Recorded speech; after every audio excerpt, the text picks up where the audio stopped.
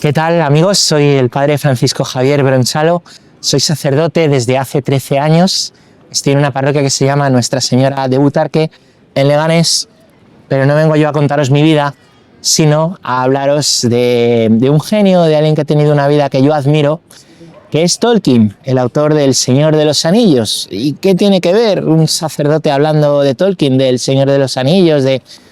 Pues que Tolkien es un hombre que es profundamente católico, y esta catolicidad está impregnada en la obra del Señor de los Anillos. A lo mejor la has leído, te ha gustado, has visto las películas, has entrado por ahí en la literatura fantástica, te has dado cuenta que dentro de la literatura fantástica es muy especial y tiene una profundidad que no se encuentra en otras obras. Bueno, pues yo creo que esto es por la clave de la fe que él tiene. Así que te cuento un poco de su vida.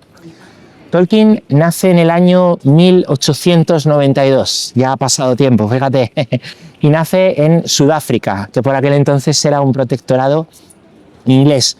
Y tiene una vida que no es nada fácil, porque a la edad de 8 años queda huérfano. Él y su hermano quedan huérfanos de padre. Su madre pues va a irse a Inglaterra, que es donde tiene la familia, van a abandonar Sudáfrica, pero fíjate, 4 años después, cuando Tolkien tiene 12, va también a quedar huérfano de su mamá. Y esto es fuerte, le va a marcar mucho en la vida, no tener padre, no tener madre. Como ves, mucho sufrimiento, ¿no? Pero antes de eso y en medio de estos acontecimientos hay otra cosa, y es que su madre, que era anglicana, al ir a Inglaterra, se va a hacer católica. Y esto a lo mejor no nos dice mucho, pero a finales del siglo XIX, en Inglaterra, hacerse católico, ¿qué significa? Pues significa que tu propia familia, por la cual te has ido de Sudáfrica a Inglaterra, te va a dar de lado, vas a pasar a ser apestada. Esto nos habla también de que el Señor tocó profundamente a su mamá, porque claro, mi familia me va a dejar de hablar, no tengo marido, está muerto, tengo 2 hijos, ¿y por qué este lío? Pues por la fe y por abrazar la fe católica. Así que ahí tienes, ¿no? Pues la vida de la infancia de Tolkien, huérfano de papá, huérfano de mamá y con una madre que previamente se había convertido a la fe. Después, claro, con todo lo que esto suponía. Después lo que sucede es que Tolkien, al quedar huérfano él y su hermano, van a quedar bajo la tutela de un sacerdote español, por cierto, de Jerez. No se puede ser más español que de Jerez, ¿vale? El padre Francisco Javier, o sea que el tipo tenía nombre de misionero, Francisco Javier Morgan Osborne. Sí, tiene que ver con las bodegas Osborne, aunque bueno, esa es otra historia. Y este hombre católico va a ser el referente, y va a ser el referente educativo, el mentor, la buena referencia que necesitan los chicos cuando son adolescentes, de valores, de fe, que va a tener Tolkien. Así que después de quedar huérfano, Tolkien va a ir con este sacerdote. Quedará también, y bajo la tutela de este sacerdote se irá a vivir con una familia donde, fíjate, va a conocer a la que después fue su mujer, que se llama Edith, que era un poquito mayor que él. Se enamoraron, Tolkien era muy joven, ella no era católica al principio, y eso hizo que el padre Francisco Javier le dijera que esperase un poco, y él, pues muy obediente a este consejo de su mentor, esperó, pero 4 años después, quien tiene ya 22, pues va a prometerse con ella. Y aquí viene otro punto en el que hay mucho sufrimiento en la vida de Tolkien. Como ves, está muy marcada por la cruz la vida. Y es que nada más prometerse al poquito, va a ser llamado a la Primera Guerra Mundial. Tolkien va a ir a Francia y va a estar ahí recién prometido, que lo que quiere uno es pues ya a la esposa, y pues nada, enseguida va a tener que marchar a la guerra. Tolkien vio el drama, el horror de la guerra, lo terribles que son las guerras. Esto está plasmado en la obra del Señor de los Anillos. Y bueno, pues volverá después, siendo muy marcado porque había perdido amigos, había muerto compañeros por el síndrome de la posguerra, de lo que viven los que han estado en grandes batallas, ¿no? Y bueno, pues este es Tolkien. Después con Edith, Tolkien va a tener 4 hijos. Es un hombre familiar, querrá muchísimo a su mujer toda la vida. y será un ferviente católico, un ferviente católico de confesión y de comunión. Se ve muy atraído por la liturgia, le gustan mucho las lenguas antiguas, esto se ve muy bien si si conoces la obra de Tolkien seguro que lo sabes. Él se ve muy atraído por el latín y toda la liturgia en latín. Y bueno, pues Tolkien cuando va a escribir muchas cosas a lo largo de su vida, algunas las escribe en Francia, en la guerra, no todo se publica, aunque todo después se ha ido publicando, pero fíjate que el primer libro que se le publica se llama El Hobbit, y este es el libro con el que seguramente habrás empezado a leer. A lo mejor te parece un libro un poco infantil, es normal, porque El Hobbit es un libro que Tolkien escribió para sus hijos. Esto nos habla también de ser un buen padre, ¿no? De un padre presente, porque escribir un libro entero para que lo lean tus hijos, ¿no? También a los hijos cada año les escribía una carta como si fuera Papá Noel, para conservar la ilusión de sus hijos, la inocencia. Y bueno, es muy bonito cómo esas cartas hoy están recopiladas, se pueden leer. Es muy bonito el amor de Tolkien a la familia. Después escribirá pues, su gran obra, que es El Señor de los Anillos. Tiene otras obras muy conocidas. El Silmarillion fue póstumo y recoge pues, muchas historias de la antigüedad de la Tierra Media, que es el mundo que él creó. En todas estas obras aparece siempre el amor entre el hombre y la mujer como un punto central. Si has leído El Señor de los Anillos, el amor entre Aragorn y Arwen, que es difícil al principio, como lo fue el suyo con Edith, porque uno es hombre, la otra es elfa, ¿no? Pues es un punto central, ese amor de ese hombre y esa elfa, que al final se lleva a término. Y en el Silmarillion hay una historia parecida, que es la de Beren y Lúthien, un hombre mortal y una elfa, que para poderse casar y dar la vida entera a este hombre, lo que hace es renunciar a su inmortalidad, al don de Ilúvatar, que es el dios de la Tierra Media, que ha dado a los elfos el ser inmortales, renuncia por amor a esto, ¿no?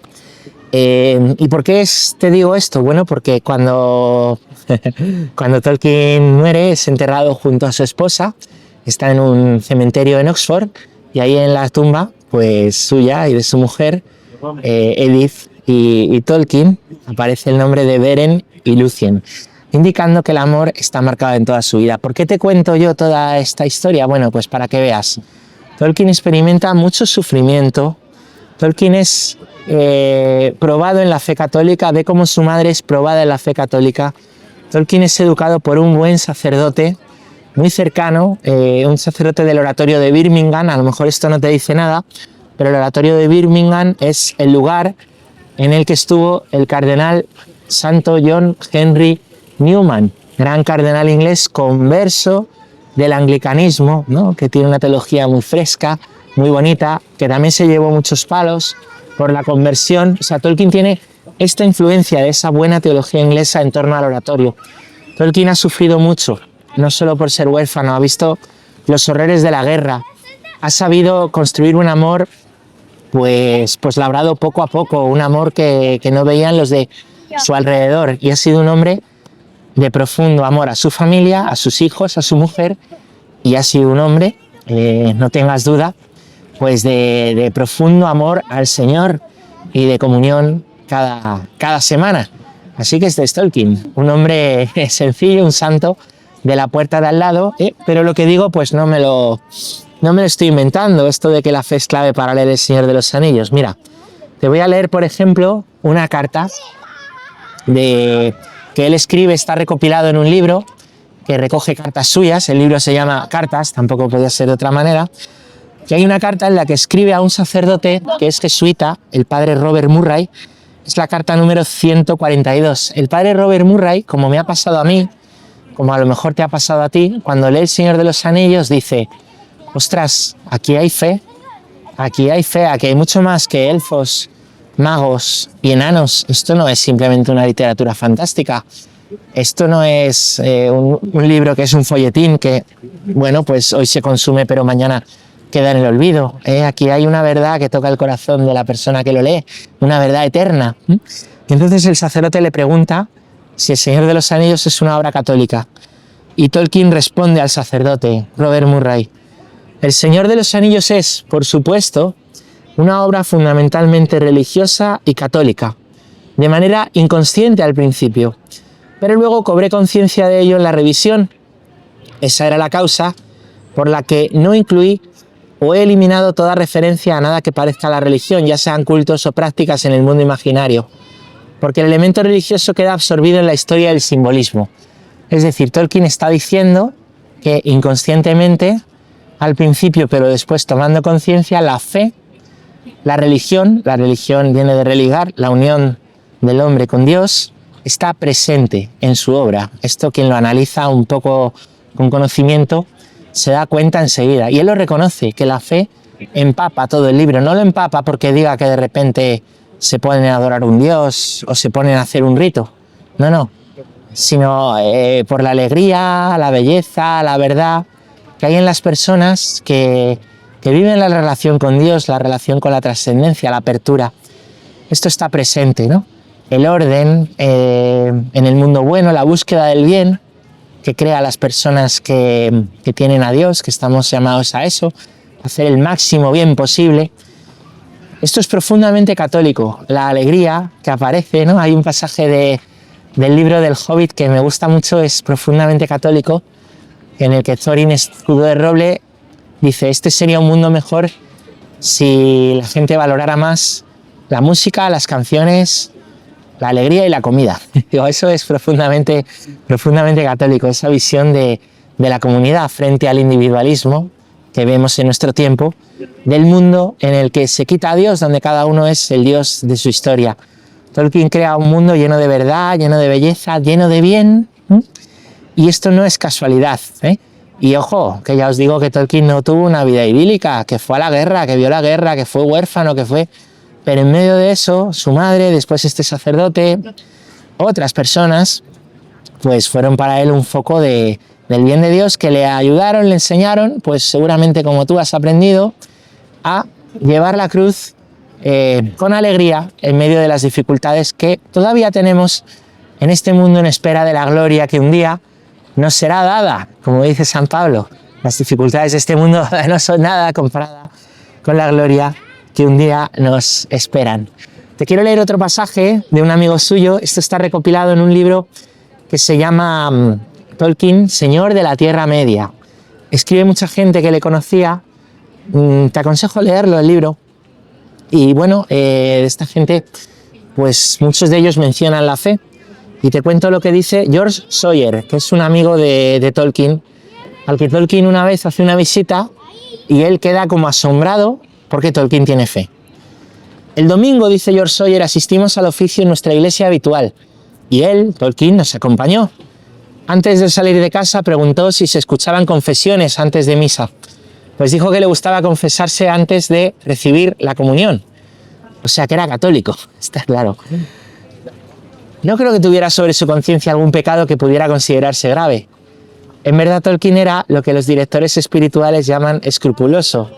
Esto es, inclinado a exagerar la maldad de los pensamientos indisciplinados y pecaminosos que atormentan al común de los mortales. Pero sobre todas las cosas era un devoto y estricto católico a la vieja usanza, que había sido educado en la creencia de que si era posible había que confesarse antes de comulgar. Fíjate, yo no diría que era estricto, yo diría que el amigo era un poco laxo, ¿vale?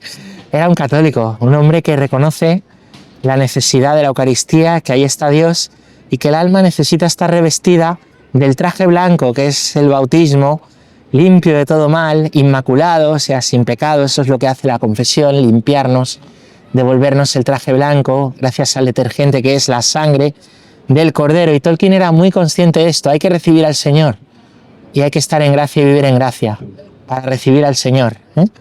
Continúa diciendo George Sawyer, también te quiero leer esto, fíjate, porque a lo mejor dices, bueno, seguro que era un católico que estaba ahí súper atento y súper tal.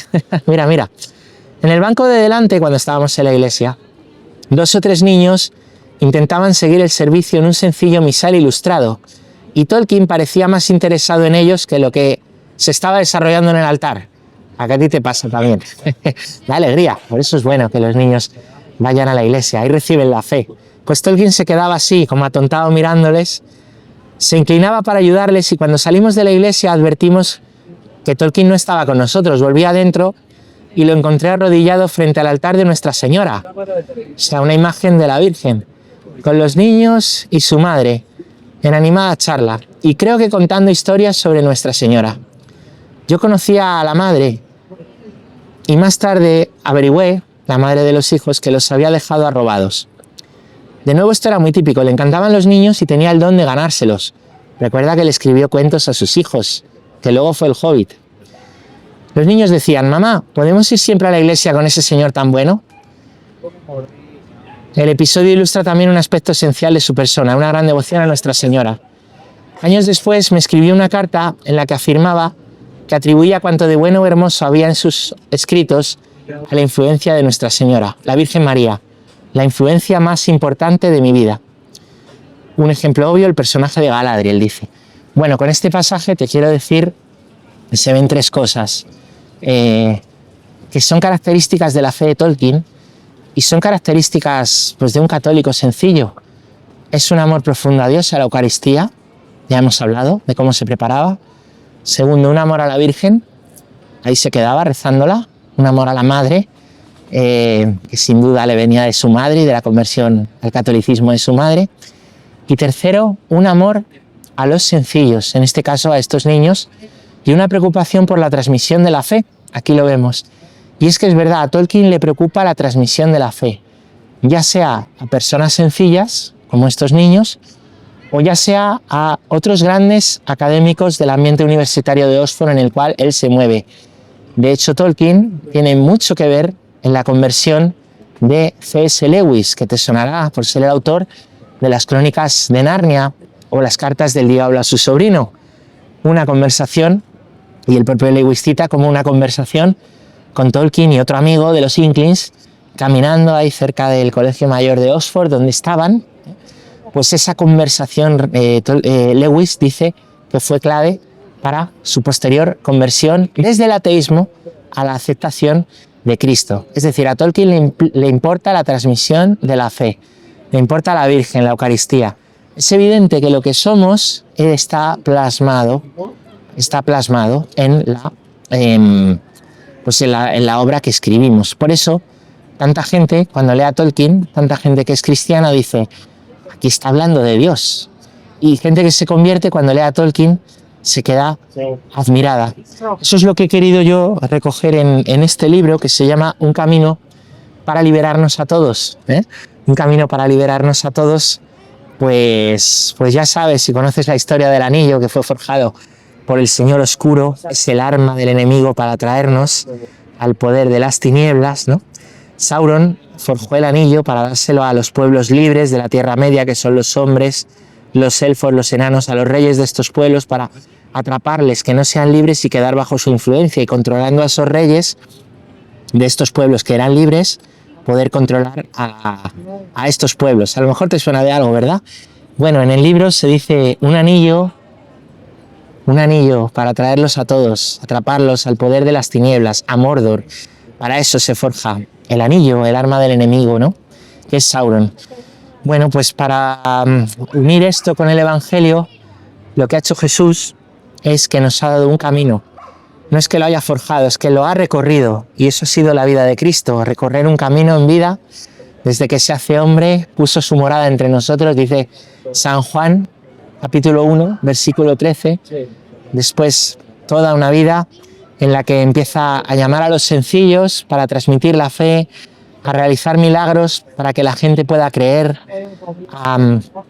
Y en medio de todo esto, pues empieza a recibir persecución. Cristo muere en la cruz, pero Cristo resucita. Vence a la muerte, es decir, vence al arma de nuestro enemigo. ¿Cuál es el arma de nuestro enemigo? El arma del demonio. El miedo a la muerte. Tenemos miedo a morir.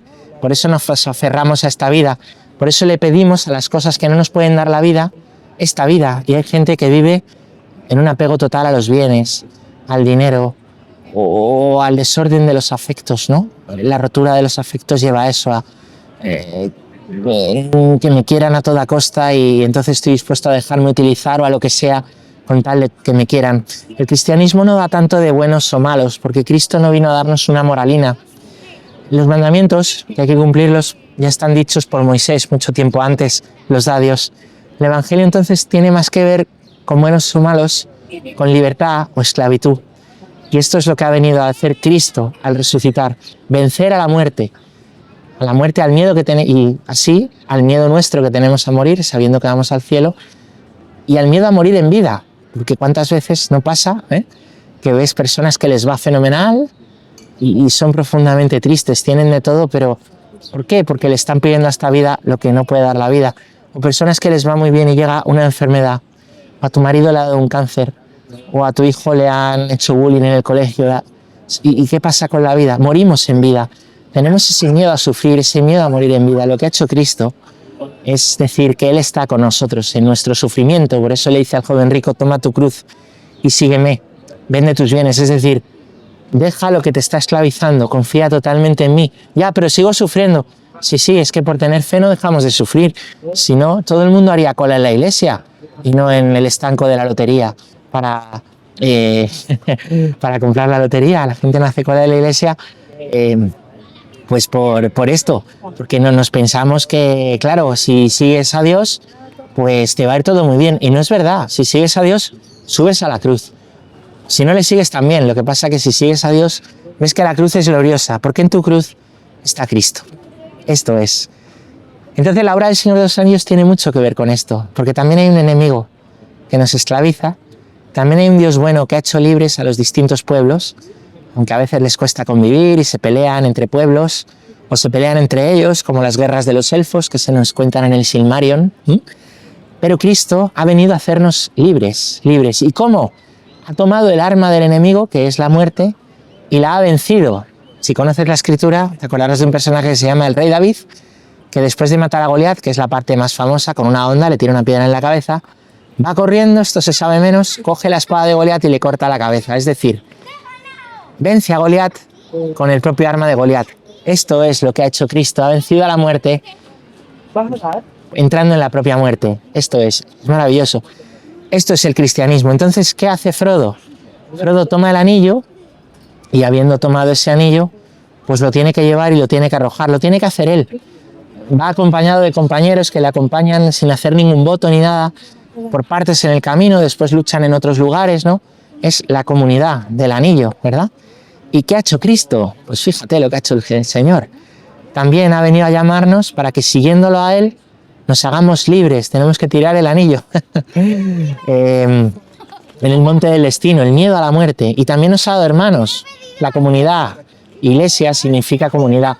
No vamos solos en este camino. Este camino es un camino donde los pequeños, los últimos, los imperfectos, no es que Dios no llame a los demás, solo es que hay que reconocerse pequeño, último, imperfecto para poderle seguir. Hay que reconocerse pobre, ciego, cojo. El que tiene la tripa llena, pues ¿qué va a hacer? El que se cree que es autosuficiente, pues ¿qué va a hacer? El que lo tiene todo, pues ¿qué va a hacer? Y esto es la iglesia, cojos que acompañan a sordos, ciegos que acompañan a mudos y pobres que acompañan a gente sencilla, tratando de ayudarnos en comunidad, pero cada uno, pues siguiendo a Cristo, esa cruz, ¿no? Pues tenemos que tirar el anillo para la salvación. Tenemos que dejar que Cristo venza en nosotros el miedo a la muerte, ofrecer nuestro sufrimiento para que Cristo haga ese sufrimiento glorioso. Y así descubre uno que en el sufrimiento Dios está trabajando. No es que queramos el sufrimiento, no somos masocas, pero cuando llega el sufrimiento, irremediablemente lo que llamamos cruz, que es el sufrimiento que tú no has elegido, que no puedes quitar, que te humilla, que te hace llorar, seguro que tienes alguno, ¿verdad? Pues resulta que ahí está Dios y lo puedes descubrir. Y Dios está trabajando y en esas piedras que aparecen en tu camino, pues resulta que Dios las está puliendo y esas piedras después se convierten en una escalera para ir al cielo. La cruz es una escalera para ir al cielo, decía una santa peruana que se llama Santa Rosa de Lima. Me gusta muchísimo, ¿no? Bueno, ¿qué más contarte de esto? Pues fíjate, yo leí una cosa de Tolkien muy interesante, que está en un ensayo que se llama Sobre los cuentos de hadas, ¿vale? Él explica lo que son los cuentos de fantasía y dice que cuando un cuento de fantasía es bueno, es porque proporciona al lector renovación, evasión y consuelo. Renovación porque le da la ilusión de hacer todo nuevo. Tú tienes un mal día, lees una buena historia y dices, quiero yo también tener una vida buena, voy a luchar por ella, voy a construirla.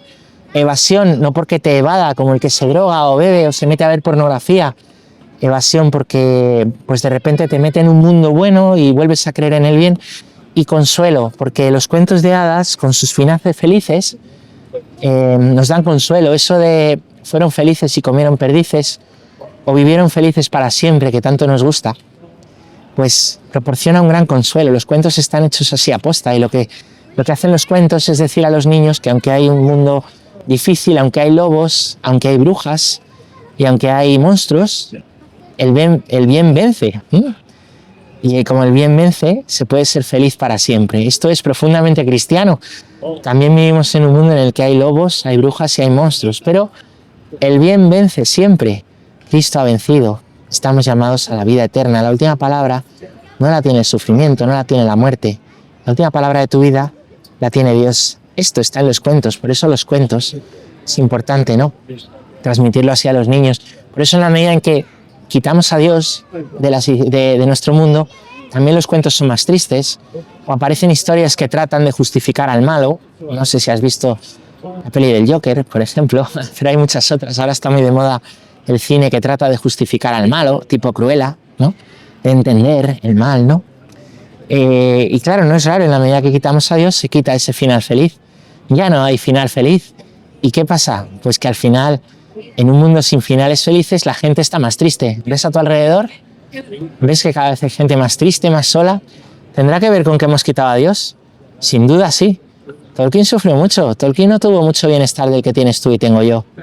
Sin embargo, su fe le sostuvo. Y hoy que tenemos de todo, ¿por qué tanta gente sola? ¿Por qué tanta gente triste? Yo siempre digo, ahí donde yo estoy, en Leganés, que viven 170.000 personas, 180.000, hay muchísima gente que está sola, muchísima gente que está sola. Y vivimos hacinados. En el pueblo de mi abuela seguramente fueran 100 contando a la cabra y a la gallina, pero nadie estaba solo. Y sin embargo hoy, que tenemos todo tan cerca, que tenemos una conexión de dispositivos hiper mega rápida, estamos profundamente solos. ¿Por qué? ¿Será que hemos quitado a Dios? ¿Será que si quitas al Padre dejamos de ser hermanos? ¿Se entiende esto? Por eso es tan importante la transmisión de la fe, y por eso Tolkien habla de los buenos cuentos de hadas. Y él dice que cuando un cuento de hadas tiene renovación, evasión y consuelo, lo que produce en el lector es gozo, alegría. A lo mejor te ha pasado al leer a Tolkien, a lo mejor te ha pasado en leer otras buenas historias, que es lo que te digo que son clásicos. Yo, cuando leí esto, me di cuenta de que Tolkien, al escribir El Señor de los Anillos, lo que buscaba era que tú y yo, que lo hemos leído, tuviéramos alegría, tuviéramos gozo, a través de la renovación, la evasión y el consuelo. Tuviéramos una historia con mucho sufrimiento, muchos orcos, desesperación. Mi madre dice, es que cada vez que lo leía, cada vez les iba peor. Pero luego en cada capítulo termina bien. Tolkien lo llama catástrofe, es una palabra que él inventa, buena catástrofe. En El Señor de los Anillos es muy típico que las historias se ponen muy mal, pero de repente aparece algo, una intervención de fuera, no es la fuerza de los héroes, sino que aparece algo que viene a salvar el día. Y esto es profundamente católico. En el catolicismo esto nosotros lo llamamos la gracia. A lo mejor te suena, por ejemplo, cuando les están persiguiendo los jinetes negros y de repente aparecen elfos que les salvan, y no solo les salvan, les hacen una fiesta. A lo mejor te suena, por ejemplo, cuando hay un hombre sauce que empieza a comerse a 2 de los hobbits y parece que les va a matar estrangulados, y de repente aparece Tom Bombadil. O a lo mejor te suena cuando en el Monte del Destino Frodo parece que va a morir después de que no ha podido tirar el anillo porque destruirlo no está en nuestras fuerzas, solo un imprevisto puede salvarnos. Y ahí interviene, pues por un lado, la gracia a través del personaje que menos te lo esperas, porque todo trabaja para Dios. El mal que hay en este mundo y Dios permite, Dios saca bien, y por eso del personaje de Gollum viene la salvación. Pero después, cuando Frodo parece que va a morir, ha quedado solo con Sam en el Monte del Destino, aparecen las águilas y les salvan. Esto es la gracia, la intervención de Dios en la historia. Vivimos en un mundo profundamente voluntarista, muy de nuestras fuerzas, de conseguirlo todo por nosotros mismos. Y claro, no podemos, por eso tanta gente se desespera. Por eso tanta gente queda sola. Por eso exigimos a los demás lo que los demás no nos pueden dar. Por eso hoy en día el perfeccionismo está matando a tantísima gente, ¿vale?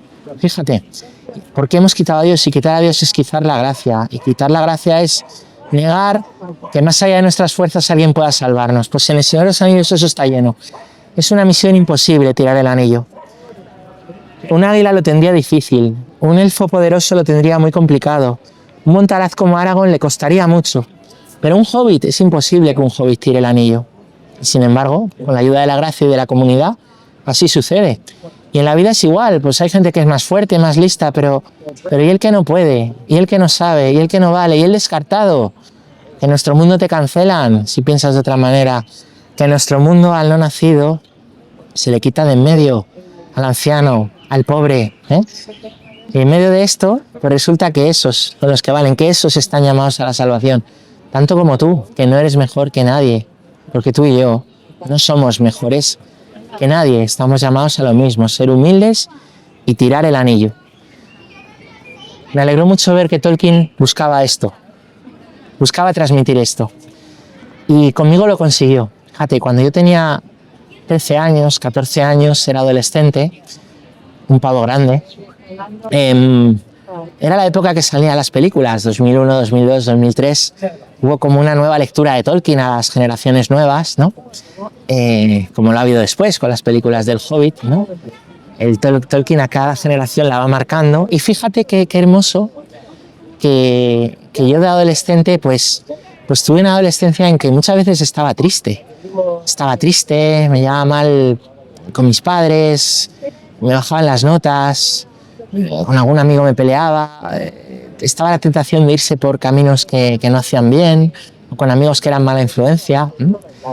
Yo tuve la suerte de tener un sacerdote mentor que me ayudó mucho y me enseñó a ser hombre, el padre Ignacio, ¿no? Y en medio de esto yo leía muchísimo en la adolescencia literatura fantástica, todo lo que quieras, los libros de Warhammer, los libros de Dragonlance, yo con mi pelo largo así de típico que no sabes quién eres y tienes que destacar y ser distinto. Luego hay otros 400 que llevan el pelo como tú, pero claro, el adolescente piensas que eres tú, adoleces de todo, ¿no? Y cayó en mis manos El Señor de los Anillos. Y cuando yo leía El Señor de los Anillos, estaba en paz. Y cuando yo leía El Señor de los Anillos, estaba contento.